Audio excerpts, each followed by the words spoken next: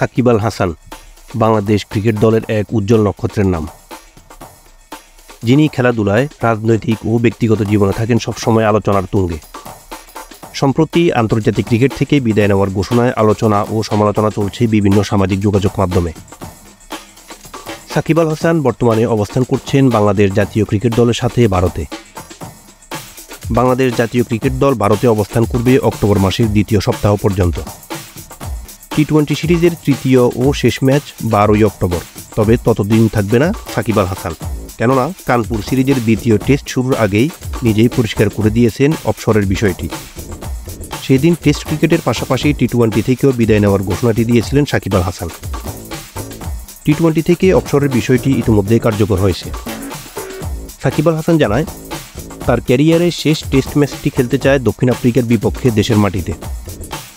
সংবাদ সম্মেলনে তিনি আরও জানায়, দেশের মাটিতে দক্ষিণ আফ্রিকার বিপক্ষে খেলা টেস্ট ম্যাচ শেষে তিনি যুক্তরাষ্ট্রে ফিরে যাওয়ার ক্ষেত্রে নিরাপত্তার বিষয়টি নিশ্চিত হতে চান। তবে বর্তমান বিসিবি সভাপতি ফারুক আহমেদ জানায়, বিসিবি সাকিবকে নিরাপত্তা দিতে পারবে না, কেননা বিসিবি কোনো আইনশৃঙ্খলা বাহিনী নয়।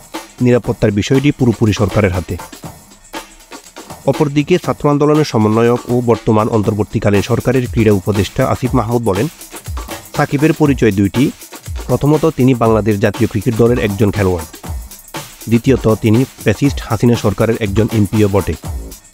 খেলোয়াড় হিসেবে একজন খেলোয়াড়ের যতটুকু নিরাপত্তা প্রয়োজন আমরা তাকে ততটুকুই দেব। তবে রাজনৈতিক কারণে জনমনে তৈরি হওয়া ক্রোধের বিপরীতে নিরাপত্তা দেওয়ার বিষয়টি অনেকটাই অবান্তর।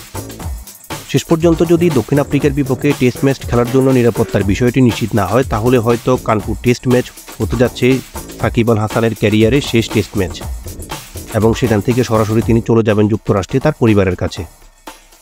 নিরাপত্তাহীনতায় হয়তো আর দেশে ফেরা হবে না সহসায় সাকিব আল হাসানকে, দেখা যাবে না ব্যাট বল হাতে সেই হাস্যোজ্জ্বল সাকিব আল হাসানকে।